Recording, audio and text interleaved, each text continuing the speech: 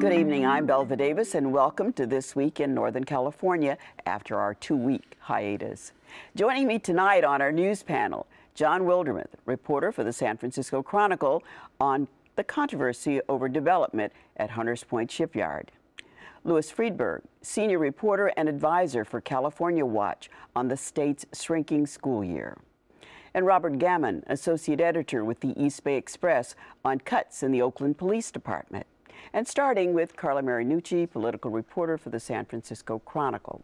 So Carla, tell us about the reports that Meg Whitman, the candidate, may be thinking of making a substantial gift to the GOP. Yeah, Belva, I mean, we found out this week at the Chronicle, we got a hold of a Republican Party report. We talked to many Republicans in the party who confirmed that Meg Whitman is going to be making a very big infusion of money. Of course, she's a billionaire. She's already spent about $100 million on this race.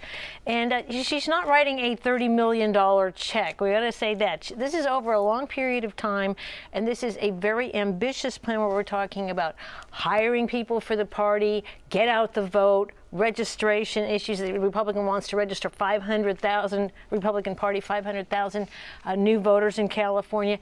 This is an ambitious plan that not only helps the gubernatorial candidate here, but helps the entire down-ticket Republican agenda. And Democrats have got to be a little worried about this. This is, I think, just one more thing. We've seen evidence of the fact that Meg Whitman as a candidate has the kind of money that we've certainly never seen in California, and maybe not in the United States. When you're talking about stories that came out this week, for instance, about her hiring. Let's just get on the record. Yeah.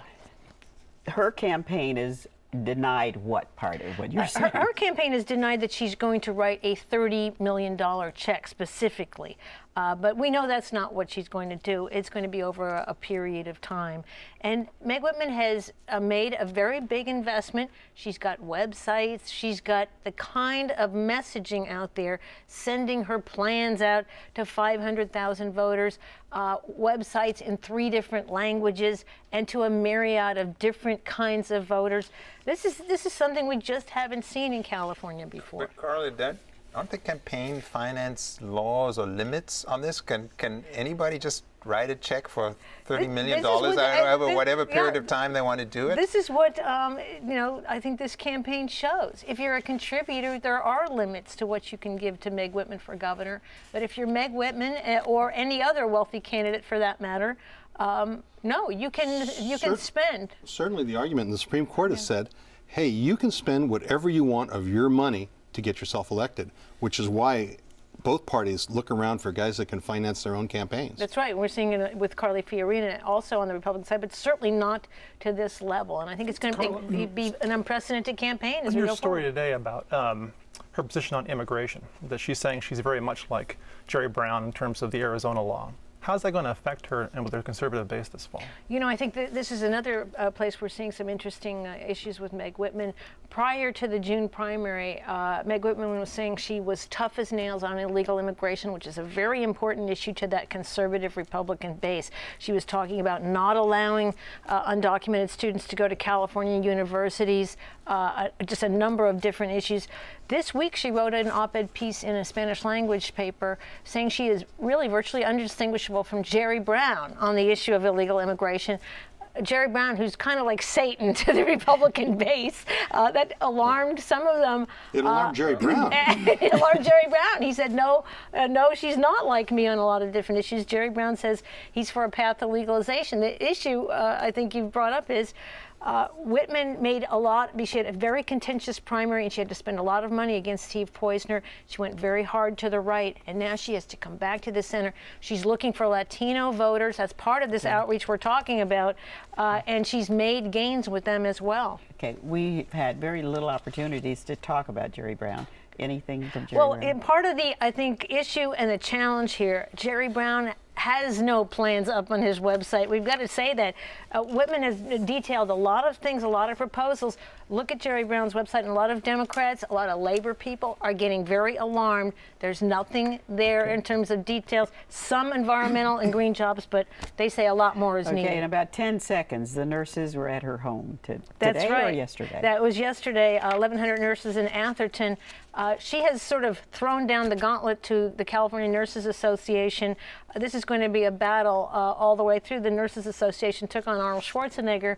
And this is all about labor, and Meg Whitman has made it an issue, too. Well, so you mentioned labor, and that's where we're going next, because we're going to be talking to Bob over here, Bob Gammon, about the situation that fell apart, where the city of Oakland was trying to make a deal with the Oakland police officers, and that did not work. So now we're faced with the huge layoff or firing of these officers. They've been laid off. There's 80 police officers have been laid off.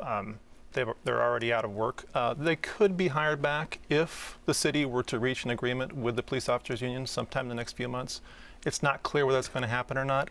At this point, the police officers union has been taking a very hardline stance on this, so it may not happen. So how did they get to this point? I mean, is there a person who's at fault or an entity that's at fault? No, it's not. Well, I mean, there's two things going on here. One is the recession.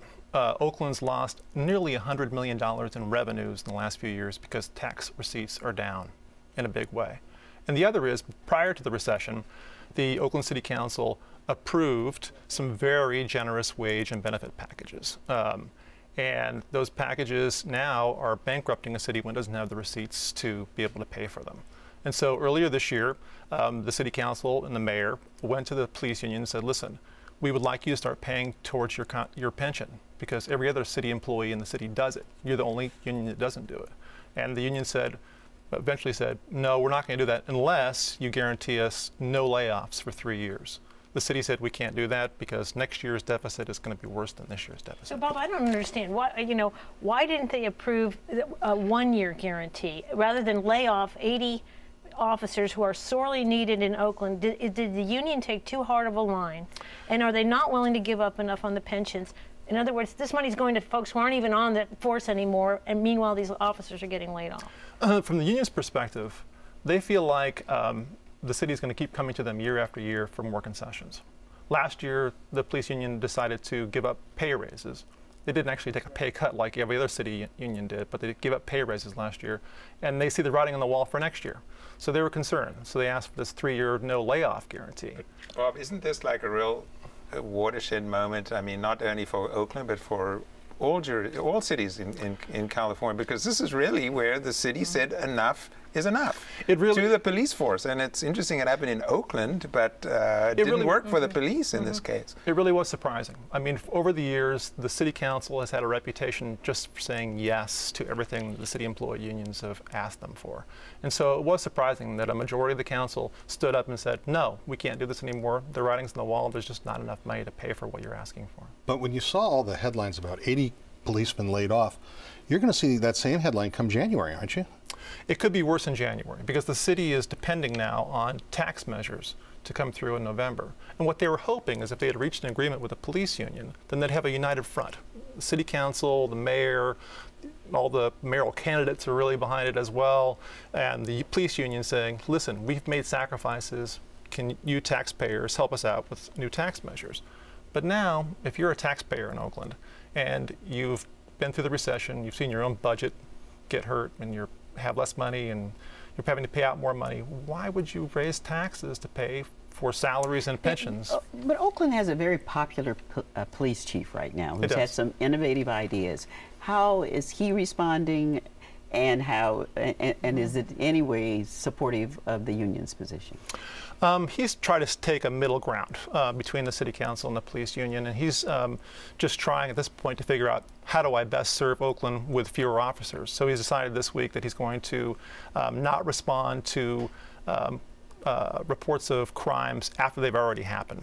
If you've had a burglary in your house, you need to go online and fill out a police report as opposed to having a police officer come to your house. For all those homeowners in Oakland, that's devastating. Community policing is gone too? Community policing had to go because under a previous tax measure in Oakland, it required specific staffing levels. And so once the city decided to lay off one police officer, it had to stop collecting that tax measure.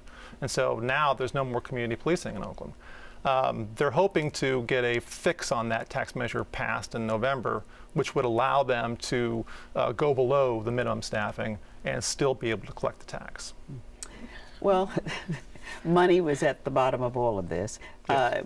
Just who were the leaders in the Oakland city government. Councilman Ignacio de la Fuente was the biggest leader in Oakland city government in terms of standing up to the police union. He was, he really took the toughest stand all along. And this week, he's taken some heat for it because it's a controversial issue. Okay, money's moving police officers out of the line of duty there, and I think in your story, Lewis, it's not policemen, but it's teachers, because there's a crisis that is going to shorten the school year, right? Well, in this case, what's happened is that many districts around the state, in fact, at California Watch, we did a survey of the largest 30 districts in the state, school districts, and we found that 16 out of the 30 districts are shortening the school year during the coming year, for some a few days, but most up to 5 days, a full week of the school year. The reason they're doing this is that the teachers are being given furlough days. And I think a lot of people don't realize they're not getting paid on those days. So it's actually a way for districts to get a pretty big savings by trimming the school year. But the problem is a lot of people, including President Obama, has made a big deal about this, is that they feel this is just pushing California in completely the wrong direction. That really what we want is not a shorter school year, we need a longer school year and longer school days and shorter summers.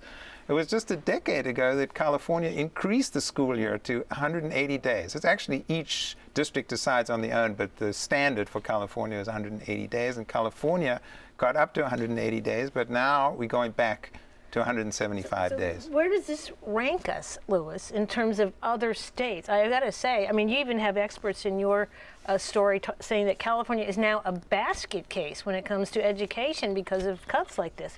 How bad are we compared to other states? We are falling behind, as we are in so many other measures on the educational front. Most states, over 35 states, have a 180-day school year. Others measured by minutes, so it's actually hard to figure out exactly how many days, but we know there's about 12 or 13 other states that still have 175 days. We are now joining the minority of states that offer a shorter but year. When you come right down to it, it's all a question of money, right? Exactly. I mean, when the state budget was done last year, one of the things they did was give the schools the option of, saving money by cutting back. And the budget situation isn't any better this year and isn't likely to be any better. So where does it end? Now, we worked with the New American Media. They interviewed school board members around the state to ask them about how did they make this decision. And this was a really agonizing decision. It was actually kind of heartbreaking reading these descriptions.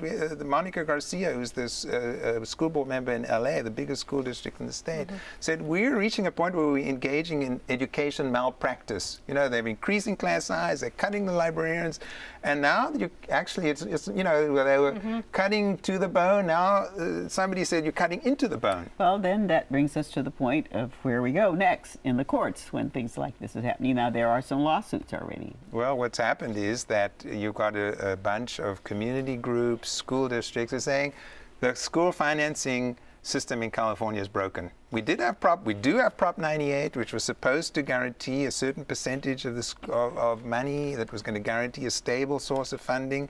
But what's happened is the California budget goes up and down, the general fund goes up and down. We've had all these crises, so the funding for schools goes up and down. So there are now 2 lawsuits that say that the state is violating the constitutional mandate that we provide a quality education to every student. Isn't part of the problem with those lawsuits too they're bringing up is that in low-income areas, some of the schools are really in bad shape, and so kids are getting an unequal education. Well, that happens in big cities like Oakland and San Francisco. Right? That is true, but what we saw in this reducing the school year, it's really across the board. You've got some districts where they have, kids from, middle-class backgrounds who are also cutting the school year. So really, it's not just inner-city school districts who are affected by this. But it's one thing to have a ruling that you need to provide more money, but you got to find it somewhere. Well, that's precisely. Has a crisis been declared yet, or have somebody come out and just said California schools are definitely? The State Board of Education just yesterday declared an emergency for the 1,000 of the lowest performing schools. There's a law that says any kid in those schools has the right to transfer to another school or either in their own district or out of the district. This has never happened before in California. So. Well, the state is definitely in trouble. So we moved to something that seemed to have happened that had a positive effect, at least in some stories that we read that on your reporting, John. So tell us about the Bayview Hunters Point development out there. Well, the big news is that on Tuesday, the Board of Supervisors, on an 8-3 vote, agreed to accept the environmental impact report on the project. And the impact report's been in the process for a couple of years. They had the meeting went 11 hours and tons of people talking, but at the end of the day, they voted the approval. And that is probably the biggest hurdle left to actually get the project done. What is it they voted to do? How big is what they voted to do? Well, what they essentially voted for is to say we can do this project, a project that is going to put out on the old Hunters Point shipyard, is going to drop a totally new neighborhood right there. 10,500 homes, better than 24,000 people, retail, a lot of R&D, and again, putting everything out there over a course of 20 years. And the idea is we'll completely remake that southeastern section of the city, which has been neglected for decades. And, you know, John, everybody's talking about jobs these days, and I'm wondering, what does it mean in terms of jobs and economic activity for the city? Is that one of the reasons you got this 8-3 vote? Well, certainly. Actually, one of the things you saw was representatives from just about every union in the Bay Area coming up and saying, we need this. Our members are out 30% unemployment among building trades unions. And this, you know, not only is it a lot of work, it's a lot of work over a long time. And, you know, that's one of the concerns that some of the opponents had, was that the supervisors were being pushed too much by labor. Let's talk about some of the elements in conflict. You have the environmentalists, you have the African American community that we normally associate with that region. You have a new immigrant population that's moved in out there, and then you have the developers who want to do, you know, luxury things as well to take care of the poor people. Don't forget the city. And the city's investment, the mayor's reputation here. So what do we think? There's a lot of arguments, and what it is now, what's coming up is the board meets the 27th again to look at some of the details of the project, including a bridge over Yosemite Slough that the environmentalists don't like, possibly talking about some of the toxic cleanup, and very much talking about some of the promises that Lennar, the developers, made about providing job training, about making a certain number of these new jobs available to people in the community, and everything else like that. Any type of project like this, you're going to get people with all sorts of different ways of looking at it. John, you mentioned that bridge. Isn't that part of having a 49er stadium there, and how realistic Depends is that who you now? talk to. Yeah, bottom line is that they required that. The NFL said no bridge, no stadium, because that's the only way you can get people from a stadium to the freeway in a certain amount of time. But right now, even the biggest stadium backers realize that that's probably not going to happen. But the bridge, they say, is still needed to get people back from the shipyard development to the Candlestick Point development without having to take a detour through the neighborhoods out there. John, I have to ask you, I mean, there's this very ambitious plan, all this housing. Who's going to pay for this? And who's going to buy the housing? I mean, in the current economic climate we have, I mean, it's hugely ambitious. If the houses were all built tomorrow, you'd have a problem. But again, it's over 20 years, and like any other development, the people who buy the houses pay for the next stage of the development. Some of the stuff is going to be done right away. For example, the Double Rock Alice Griffith project. And that's public housing, low-income housing out by Candlestick. The developers said the first thing they will do is build a whole new project right next to it, that one for one, everybody who's in that project now will have a new apartment in the other one. So that's going to be the first thing there. And what the city is saying is we're going to make sure that the benefits are front-loaded, that Lennar, the developer, is going to have to put up the money for these before they get to do the stuff that's going to make them a lot of money. John, you mentioned people are going to be living there. Is the cleanup done? Is it to a level where people can actually live there and not worry about what was going on? The cleanup is in process. Parts of it aren't done, but a couple of the parcels are ready to be turned over to the city for development next year. The argument they make is that this will be cleaned up to the same level that Mission Bay is and Emeryville was. Well, Jam-packed stories tonight with lots of information. So thanks to all of you for joining me here tonight.